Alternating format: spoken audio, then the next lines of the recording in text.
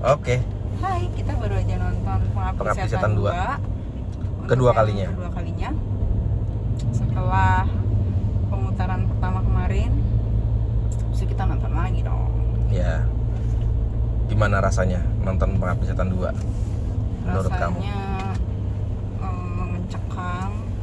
Deg-degannya gimana? Dapat? Deg-degannya dapet banget. Apalagi yang pas pertama kali nonton ya. Kalau yang kedua Yeah. sih udah nggak terlalu lah. Iya. Tapi masih tetap takut lihat setan itu. Aku yang nonton pertama masih banyak merem-meremnya, tadi benar-benar aku pantengin layarnya. Layar bioskop aku pantengin, pengen tahu gimana sih gitu. Yang kemarin bikin aku takut tuh apa sih? Iya. Gitu. Iya, jadi kalau menurut aku sih setelah nonton yang kedua, untuk yang kedua kalinya, kalau yang pertama kan kita masih menikmati, maksudnya ya kayak yang kedua juga menikmati, cuma maksudnya yang pertama itu kan kita dikagetin nih, yang kedua kan kita udah tahu, jadi kita yang kedua lebih pengen mengamati filmnya kan, pasti. Kalau yang pertama kita nonton, yang kedua tuh kita melihat filmnya. Kalau kata ini kunci matanya dulu pas kuliah, kunci matanya kita harus lihat film, jangan nonton film. Nah, yang pertama nonton masih oke dong. Yang Oke. kedua atau yang ketiga kali nanti kita menonton lagi, kita melihat apa nih yang kita nggak lihat di film pertama, pas pertama kali nonton, kita lihat di yang kedua kalinya kan gitu. Iya. Terus menurut kamu gimana? Pengabdi Setan 1 sama Pengabdi Setan 2? Kalau yang kedua ini, kalau menurut aku sih lebih serem ya. Cuma tadi kata Mas Alkan nggak lebih serem ya Mas. Sereman yang pertama. Kenapa tuh Mas? Kamu nggak terlalu takut pocong soalnya ya? Iya sih. Anak zaman sekarang biasa takutnya bukan sama pocong. Kita takut banget sama pocong. Kalau kita tadi, wah bener-bener. Kan ya apa-apa kan? Iya. Ya entah film horor tahu-tahu tuh pocong gitu. Iya. Kalau aku tuh dulu inget banget kalau bisa nonton horor apa segala macem, mau meluk guling aja takut. Benar. Jadi kalau guling itu representatifnya pocong. Iya. Ya, kalau yang kedua, kalau menurut aku lebih serem, lebih mencekam dan lebih relate. Lebih relate karena kan bisa kita alamin ya, settingnya di rumah susun. Iya, betul. Yang katanya kalau rumah susun itu rame, banyak tetangganya, lebih aman tinggal teriak, tapi ternyata wah.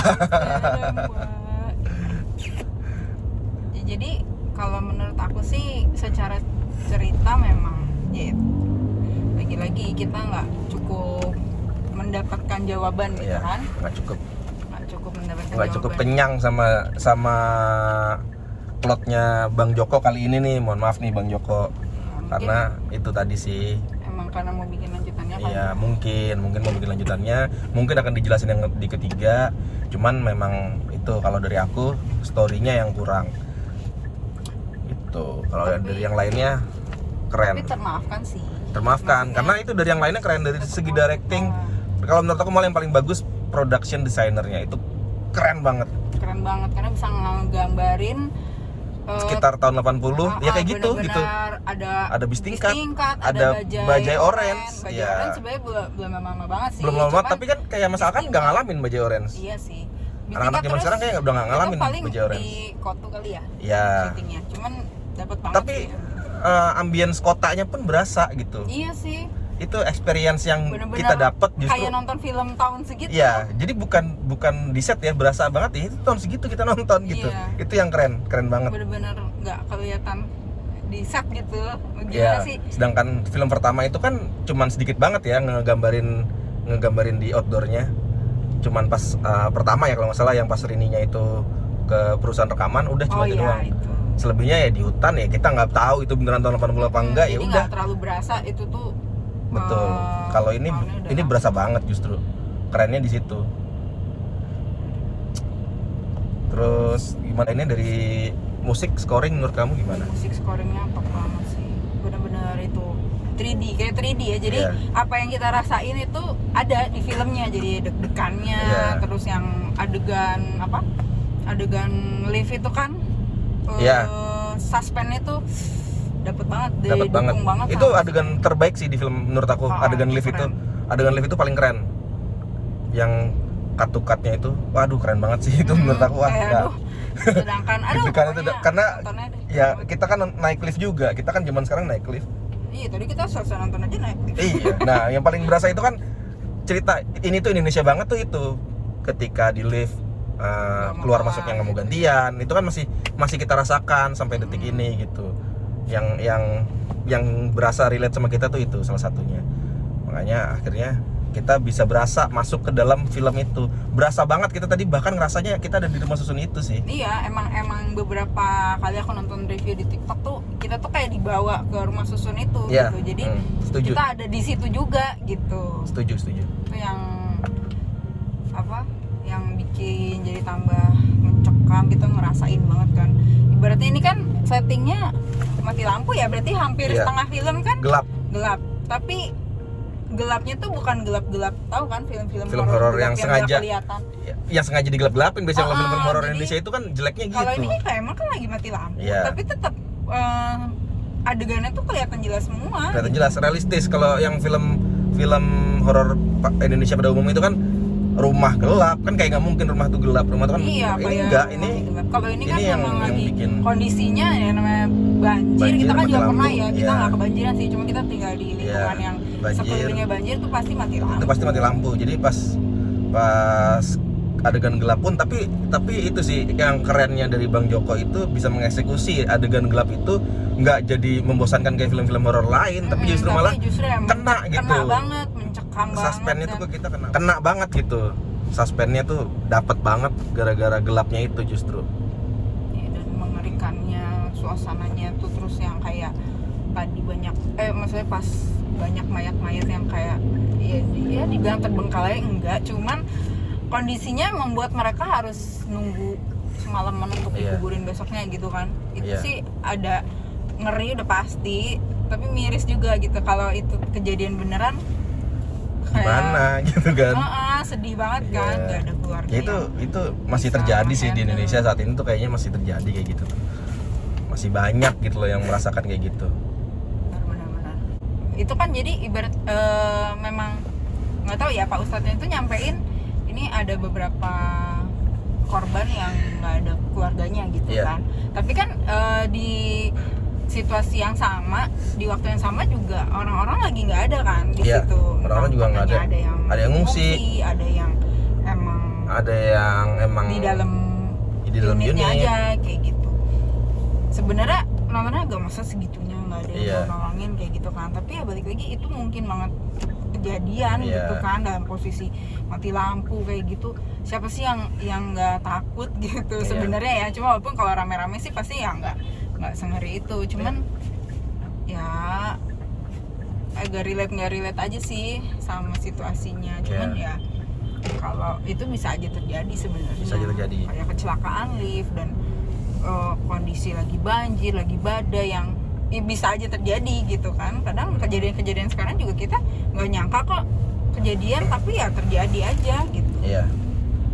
Wajib ditontonnya apa enggak nih film? Wajib banget lah ditonton film-filmnya Joko Anwar. Sebenarnya setiap Joko Anwar main film harusnya kalian nonton di bioskop gitu. Iya. Cuman ini tuh udah top-topnya filmnya Joko Anwar. Ibaratnya Joko Anwar nggak usah bikin film-film biasa aja, itu kan bagus gitu ya. Apalagi ya kayak ini Gundala gitu kan, yang emang dia tuh bener-bener 100% ngerjain ya semuanya ya 100% sih. Cuma maksudnya bener-bener ini kan salah satu project andalannya Bang Joko ya. Nah kalau dari aku film ini tuh keren, bagus banget, directingnya production designer acting aktor-aktornya juga scoring editing, lighting, wah semuanya lah, nggak ada yang bagus. Cuman satu menurut aku di story-nya, di ceritanya itu yang agak-agak aku jujur kurang dapet, kurang rasa puas dengan apa yang disajikan di film barusan. Karena banyak pertanyaan justru yang bahkan belum kejawab di film pertama. Harusnya di sini menurut aku harusnya kejawab, tapi ternyata malah belum gitu. Itu yang aku agak sayangkan sih. Udah gitu kita juga masih nggak tahu nih ada nggak yang ketiga. Itu dia. Kalau ternyata ada ya alhamdulillah bagus, berarti kita bisa terpuaskan sama hasilnya. Tapi kalau enggak, nah itu karena ini kan balik lagi ya, mungkin ini karena lupa lagi. Itu kita mungkin tinggal nonton lagi sih.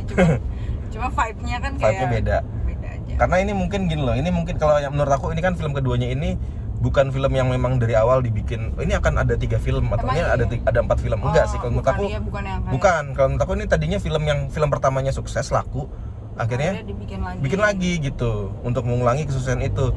Nah, bagus lagi. bagus. Itu kan sebenarnya gini, kayak di film pertama ya ada adegan Rini itu sholat digangguin. Nah di film kedua dijelasin tuh, ada juga yang si Ratu Felicia mau sholat kan dibilang ke Ustadz, tapi ada juga orang sholat malah digangguin. Ustadznya kan menjelaskan itu karena digangguin karena kita takut sholat karena takut sama setan, gitu. Bukan takut sama Allah. Nah itu sih sebenarnya bagus ya untuk apa namanya untuk komplikasi cerita juga gitu. Oh nih terjawab di sini nih gitu. Iya. Cuman itu sih kenapa sih kalau di sholat digangguin? Nah itu kan karena ternyata sholatnya ya karena takut, bukan karena memang takut sama Allah dan pengen niat sholat gitu kan. Nah itu bagus. Paling itu sih film Pengabdi Setan kedua ini yang judulnya Komunian ya. Komunian. Itu benar-benar cuma menceritakan ada nih komunitas pengabdi setan, udah selesai. Iya kayak jadi they do exist gitu. Ada mereka ngapain sejarahnya gitu. Bagaimana itu masih belum terjawab. Dan yang sangat disayangkan lagi karakter Egy Fedli itu Budiman Sailendra ya. Itu harusnya bisa lebih banyak lagi porsinya, tapi ternyata enggak, cuman keluar sedikit.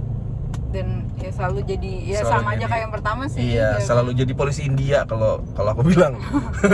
Udah ini terakhir banget baru datang, itu yang harusnya bisa lebih dijelasin lagi. Yang terakhir sih kalau dari aku itu sih harus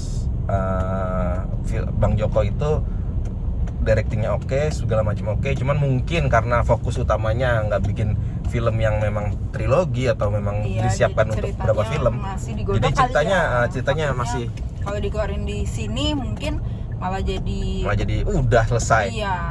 Makanya padahal mau bikin yang 3 gitu kan, kita nggak tahu ya. Karena kan namanya cerita kayak gitu, apalagi ini ada satu yang lebih besar, ada lagi yang besar, ada lagi gitu kan, itu harus kompleks kan ceritanya. Cuman seperti biasa memang kayak sengaja dibikin open ending biar masih terbuka lebar untuk film ketiga atau keempat atau keberapa lah.